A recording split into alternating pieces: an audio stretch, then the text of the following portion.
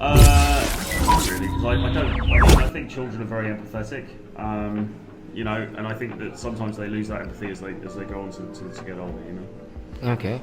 Do you have the sense like I have, like, you know, when you are with children, is something magical happening because children don't lie in that sense. They just express themselves like in a very authentic manner. Definitely. Is that what you like with children as well? Yeah. Yeah, definitely. I'm the same, because I mean nothing beats like this true authentic behavior of someone. Indeed. Okay. Absolutely. Wow, I have to say, like, wow, this was very interesting talking with you. I mean, I can definitely see what you're passionate about. I mean, you look really attractive, and you think a lot, and I like people that think a lot. So, but I have to go. I have to be in a meeting in 5 minutes, basically. So, let's have a coffee later. It would be really nice to have a coffee with you. What do you say? Go on then. Okay, deal. Yeah, good stuff. Well, yeah, no, absolutely. I mean, you can see the way that you sort of took that from the seeds of something that a lot of people would think might be quite dry, and then brought it much more onto that sort of personal level. But we need to finish probably quite soon. But really, we could probably do a part 2 of this, to be honest, because there's so much to dig into. But the most important here, before sorry for interrupting, is more like, even though that's also another thing. It's like what people see around is not the same as how you felt.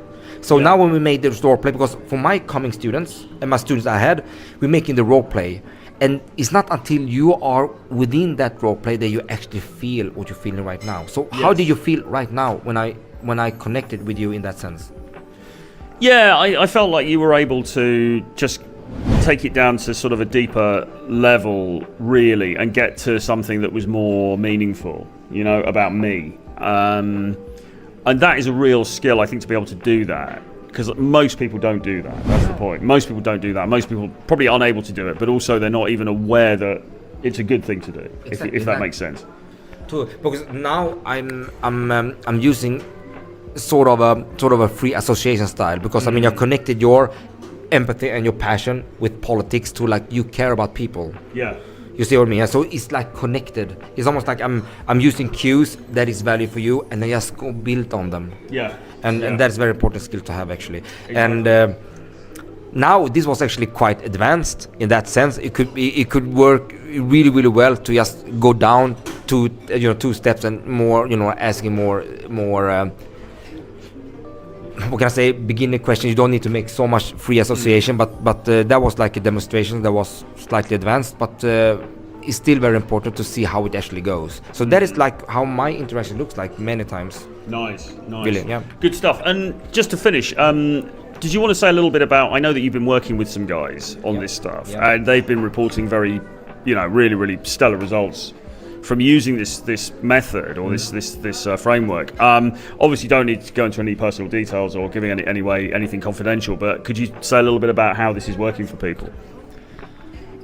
What I can say now is like my clients that I work with, I mean, they have been going from being basically very, very uncertain about how to carry the conversation forward, how to actually doing anything on a date that can lead to somewhere, till actually looking forward to go to the date, because they just know how to ask the right questions, how to give her undivided attention in the right way, reflect what she's saying, have an empathetic listening, and then now actually pull off girls that they could not even dream about dating in the first place. And those are the people that have been in the pickup industry, in the dating scene for quite some time. Yeah. And then they didn't have that part nailed. And I do believe that everyone will come to a period when we have to take things down to a normal conversation. Yeah. And if you don't know what a normal conversation means, and you don't know how to actually interact with the girl in that sense, it's very, very difficult to make an impression. I mean, even though you try to make an impression that is not based on the conversational framework, it many times comes off as ungenuine. Yeah, so you try to be tough, or you try to be this, or you try to be that, but normally the only thing you need to do is just sit back, listen to what she says, and use like reflective, empathetic listening skills in order to reflect back, Yeah. relate a little bit to yourself, and then be curious about, okay, so what makes her tick? What is it that she actually doing, and what is it that she actually likes? The why. Think her as a why. So why is she doing what she's doing? Yeah. That's yeah. so important. Yeah, and why is really a key question, isn't it? question. Underneath all of this.